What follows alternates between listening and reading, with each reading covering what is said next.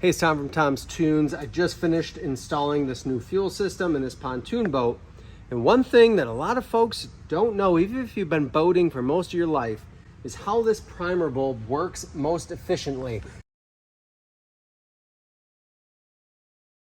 If it's horizontal and I prime, I might get a little bit of fuel flow, but if I need to really pull fuel, like right now I'm gonna fill this water fuel separator by priming, if I turn my primer bulb vertical with the arrow for flow going towards the motor or going up towards the sky, you can hear that pickup really pulling fuel.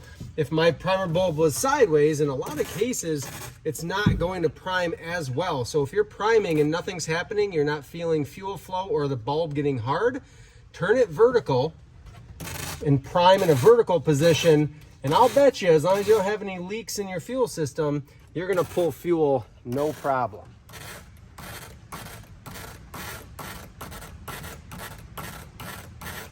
I'm gonna be here a while.